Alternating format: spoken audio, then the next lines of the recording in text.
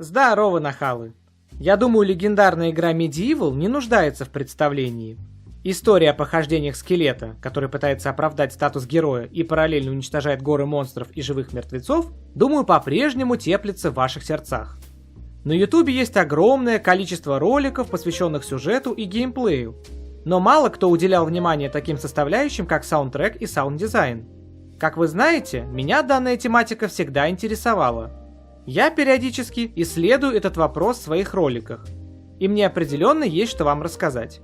С вами, как всегда, Кэптен Валентайн. Давайте начнем. В этом ролике мне бы хотелось уделить внимание именно оригинальной MediEvil 1996 года, а также соответствующему ремейку 2019 года. Периодически будут упоминаться и другие части. Начнем с того, что композиторами игры выступили Пол Арнольд и Эндрю Барнабас. Их креативный тандем более известен как Bob&Barn. За их плечами более 30 лет совместной работы и множество замечательных сочиненных композиций для видеоигр и кинопродукции. Они занимались сочинением как игровых звуков, так и композиций оригинальной MediEvil, а впоследствии представили обновленные версии мелодий в ремейке. Еще с детских лет я являюсь фанатом этой игры и соответствующего саундтрека. Относительно недавно я решил попытать счастье взять интервью у композиторов. И думаю, вам будет приятно узнать, что господин Арнольд любезно согласился не только ответить на ряд моих вопросов, но и заодно рассказать вам интересные факты о звуковом мире MediEvil, а также ряд забавных историй. Для большего понимания специфики ролика я рекомендую ознакомиться с музыкой оригинальной MediEvil и соответствующего ремейка. А еще лучше самостоятельно пройдите игру, если еще нет.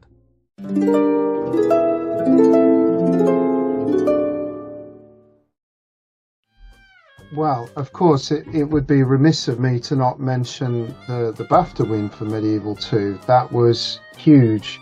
And of course, we were all delighted with that. So, I mean, a massive, memorable moment. Not for the music, but for the game itself. And so that was great.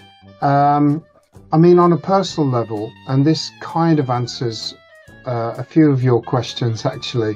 Because you ask about a special tune, you also ask about, anecdotes about the creation of the soundtrack. Well, one story that springs to mind about that, and it ties in with all of this, was the production of my first track. When I was employed by Millennium Interactive back in 1996, my job was really to work on just all things audio that weren't music. That was actually Barnes' job initially. And of course I was trained in music and I wanted to work in music. So whilst I had some downtime, and actually while I think Barnes was away at the time, I decided that I was going to work on a piece of music. And we'd been given the brief for MediEvil to write something in the style of Danny Elfman. And again, to answer one of your questions that comes later, we had a copy of the Edward Scissorhands track sitting there on the side, soundtrack. So I kind of thought, all right, I'll have a listen to that and I'll see what comes out.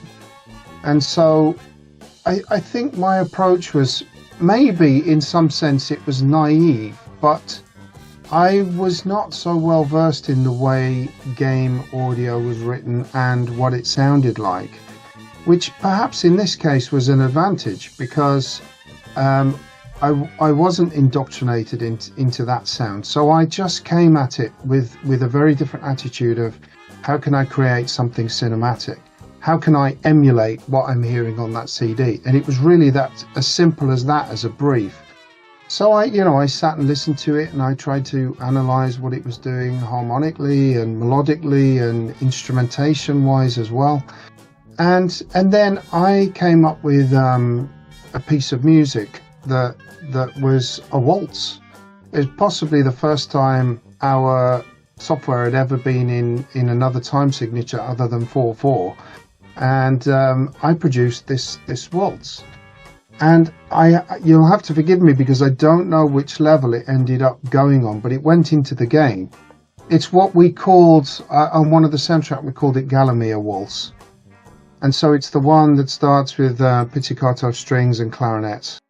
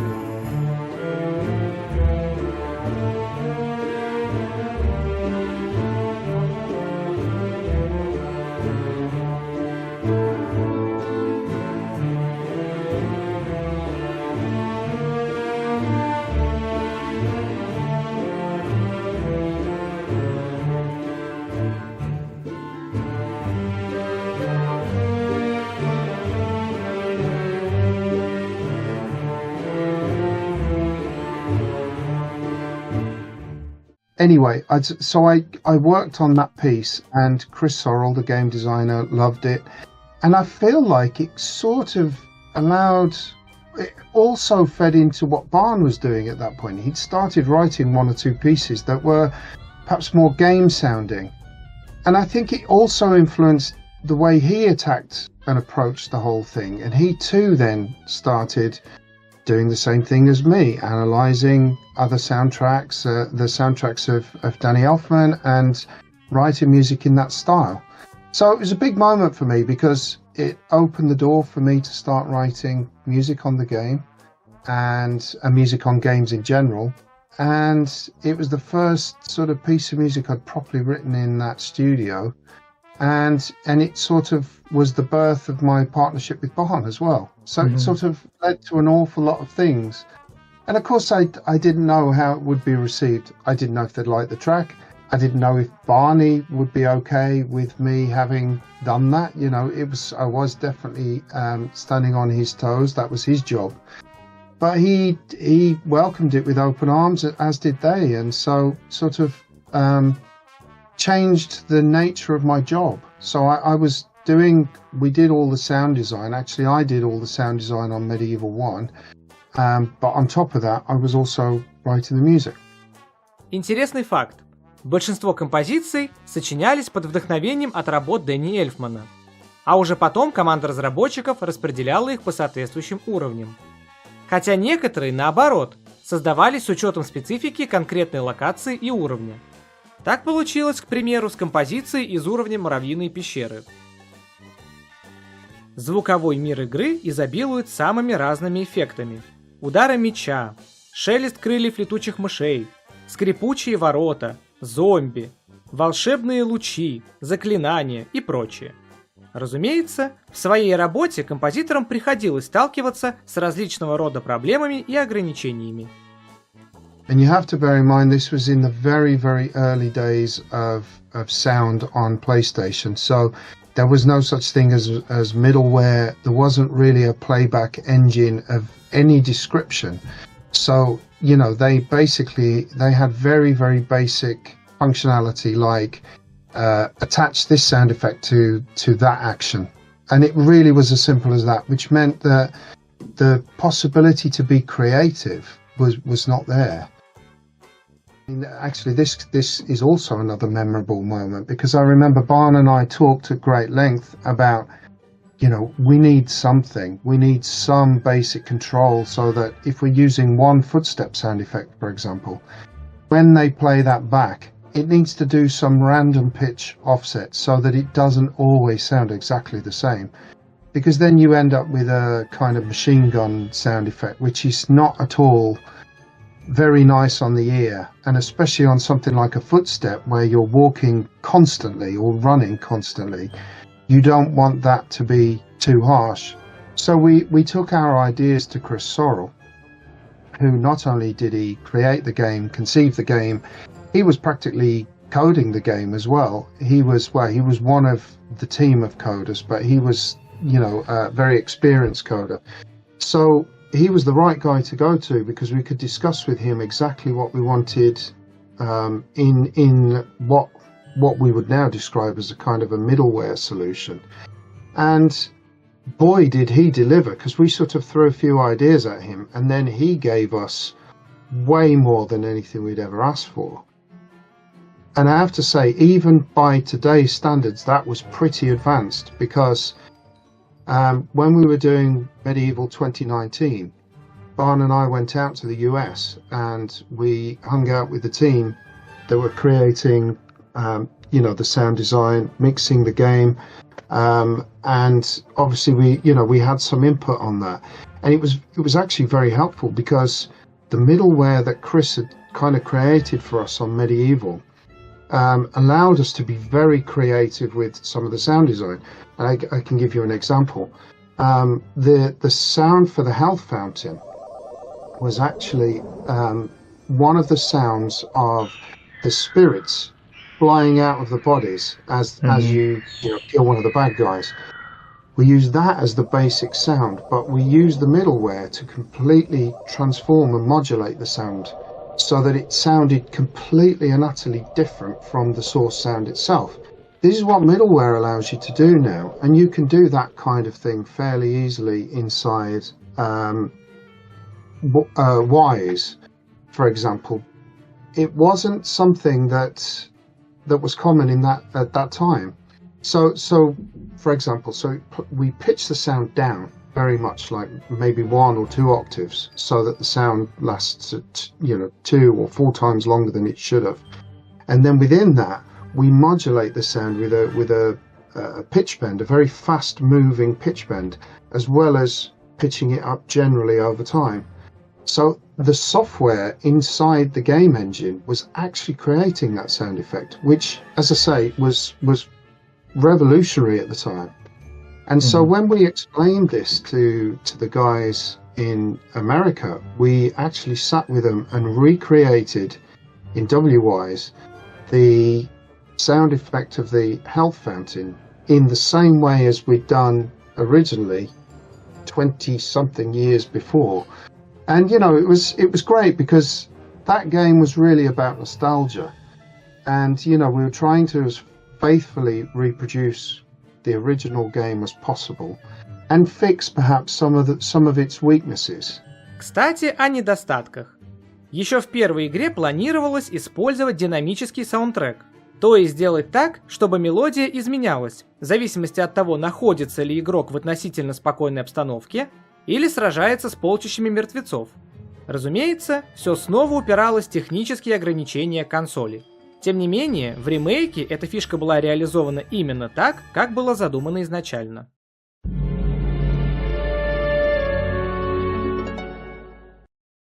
Всего для первой части MediEvil было создано порядка 20 композиций. Некоторые были привязаны исключительно к одной локации, а были и те, что звучали на нескольких уровнях. Почему так? There was this sense of frustration all the time working on games in the early days where you wanted to do something but the code didn't support it in some way, and there were quite a few instances in MediEvil where that might be the case. There was also, for example, a limitation on how much data you could fit on a CD, on a DVD, and one of the first things to get chopped in that instance was CD quality audio. So while that was a very new thing and really refreshing and game-changing from our perspective, having a lot of music on the disc was just not going to be possible. So again, I know that one of your questions is, why did you write a few new original tracks for the 2019 version of MediEvil? Well, one of the reasons for doing that was because we couldn't have different music for every level. It wasn't a limitation of time or anything like that. It was a limitation of disk space. So there just wasn't enough space to have all that variation in there, which of course we would have loved to have had. So quite a few of the tracks got reused when you went into other parts of levels and so on. We didn't have that limitation on the new version, so we decided that we would replace those tracks. One other thing as well is that we'd sort of, for no good reason really, we'd created quite a sound effect heavy track for the ant caves, and while it had some musical elements to it, it was probably more sound design than it was music. And I think that kind of troubled us when we did the remake. We wanted something that was more musical, something that would kind of fit in better with the rest of the soundtrack. So we decided to rework that element as well. And Lord Cardock, for example, never had a tune of his own, and we decided that, given that that's a major boss level, that would also have a separate track of its own.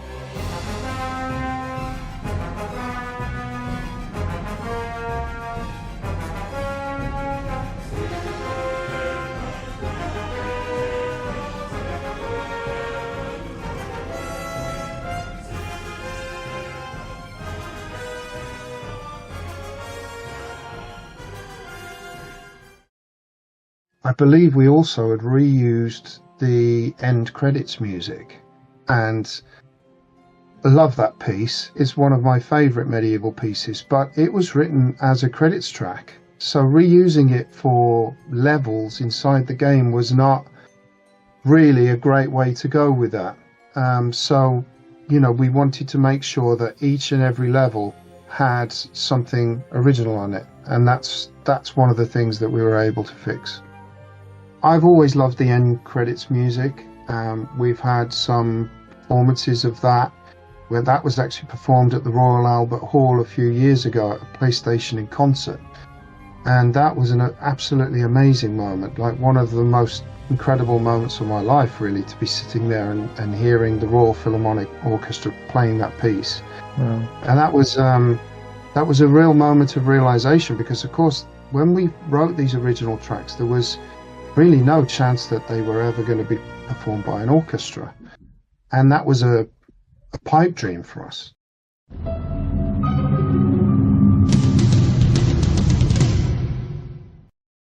Саундтрек ремейка MediEvil 2019 года сформирован из нескольких частей. Во-первых, в арсенале имеются те самые композиции из оригинала, но в современной оркестровой обработке. Во-вторых, были повторно использованы композиции из Medieval Resurrection, записанные еще в 2005 году.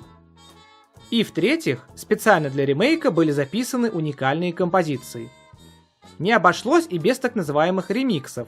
К примеру, для создания некоторых композиций брали мелодии из Resurrection и несколько изменяли их структуру, чтобы придать звучанию свежести.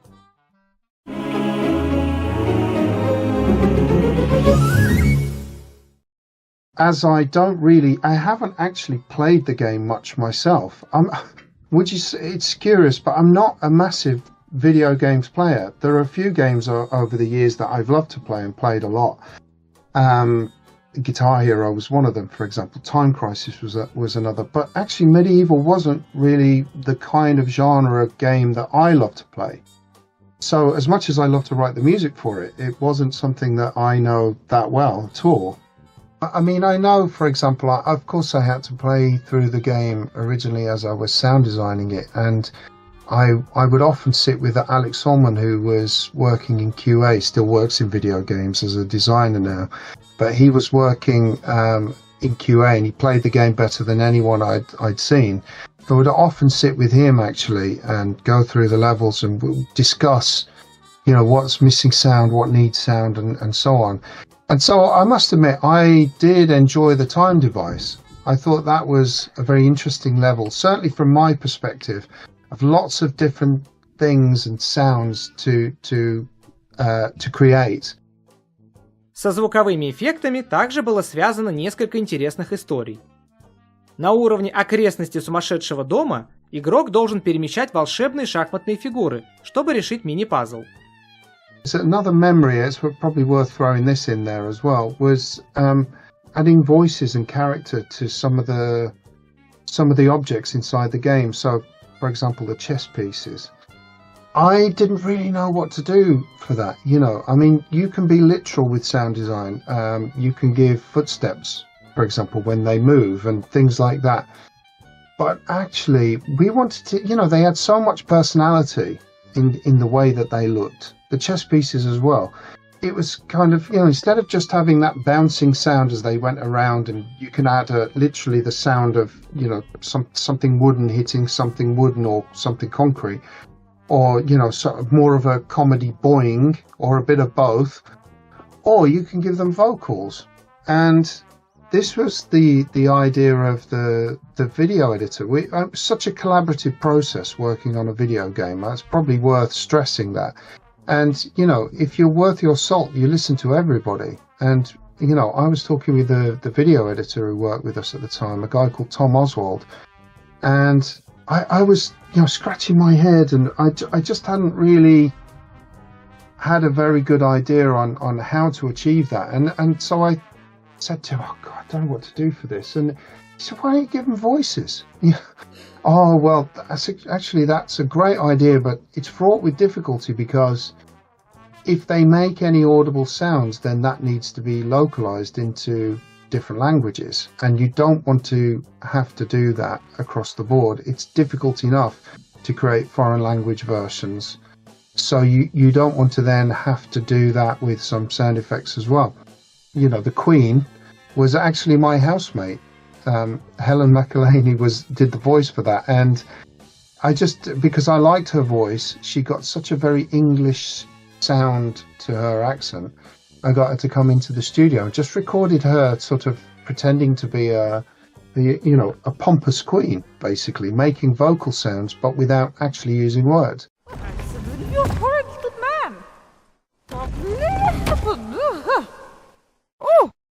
А вот с котельными стражами связана еще одна забавная история.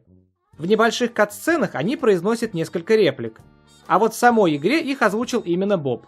Stop! Halt! I did some of the voices as well. I think I did the boiler guards. For no good reason that I could think of, I decided to give them an Irish accent. And it didn't make any sense, but it's like, why not? You know, it's an accent that I can emulate, so why not?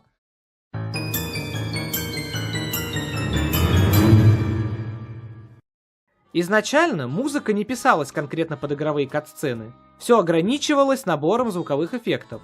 А потому видеоролики словно обрывались на полуслове и лишали игрока мотивации и драмы.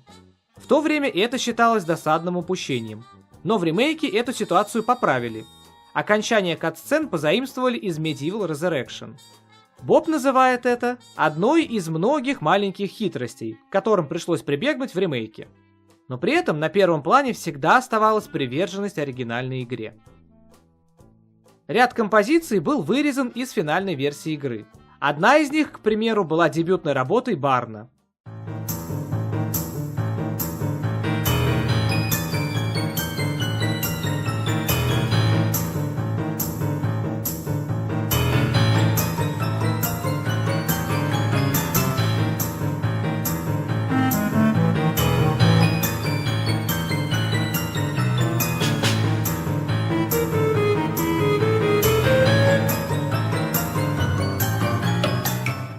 Было заготовлено несколько уровней, в одном из которых нам предстояло играть за Мортона, червячка в глазнице Дэна. Что самое забавное, была приготовлена вступительная кат-сцена, сочинены звуки, но все-таки его решили вырезать.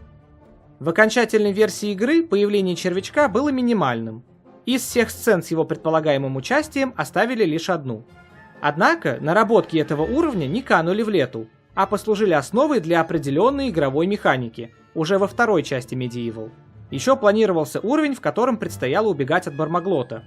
В нем по задумке звучала та же мелодия. А вот по мнению Боба, причина, по которой эта композиция была вырезана, заключалась в отсутствии индивидуальности. По сути, игровые композиторы не всегда пишут музыку с нуля, а часто используют так называемые образцы, сэмплы, подлежащие дальнейшей переработке.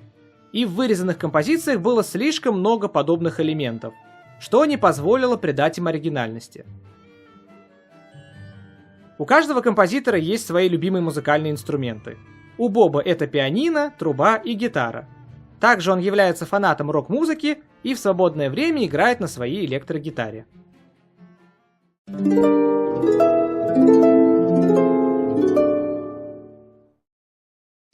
The music was very much wallpaper, you know, scene setting, giving you the right feeling, the right vibe, which is great in itself. But the way music works best to picture, in whether it be a movie or a video game, is if you can somehow attach it to the on-screen action in a more considered way. And if you can do that, then you can really heighten the emotion of what's going on and really take the game to another level, in my view anyway. Because maybe it was the nature of the tracks that we were writing for the new one, but particularly with Lord Connaught, you're reaching the end conclusion of the game, and you want it to sound big and epic, so it makes sense to use choir and really give it some size. Of course, there's always a desire, we set out with the intent to try and heighten the emotion of every single moment that we add music to. And when you're writing a soundtrack, whether it be for a film or for an interactive entertainment like video games, you always want to make sure that you don't wallpaper the entire thing with music. because I think when you do that, you take away music's ability to really add some drama to a moment, because the music's ever present.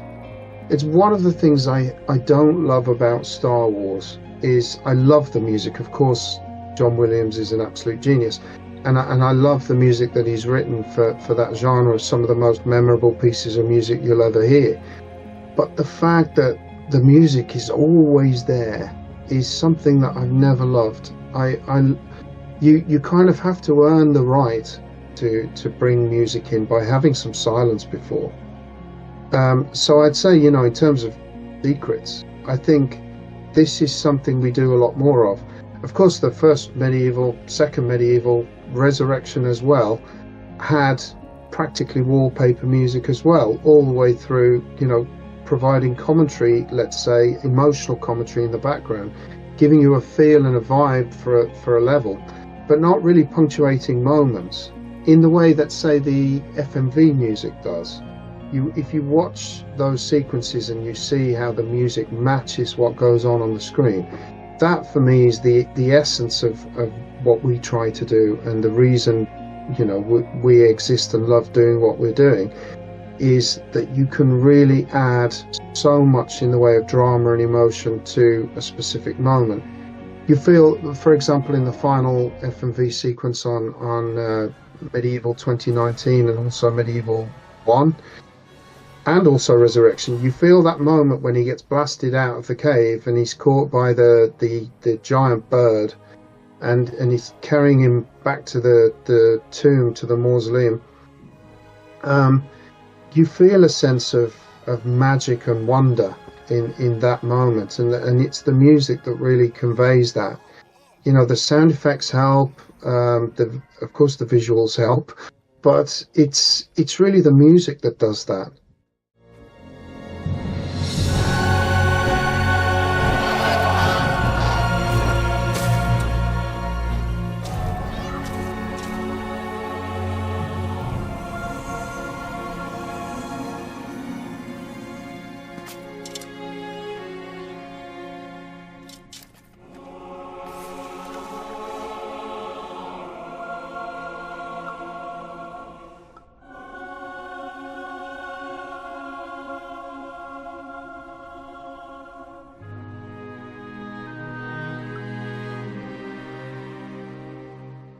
I'd say, in answer to your question, the secret is to not have too much music, use it more sparingly, and bring it in the right moments, and then you'll find it has a much greater impact when it does come in.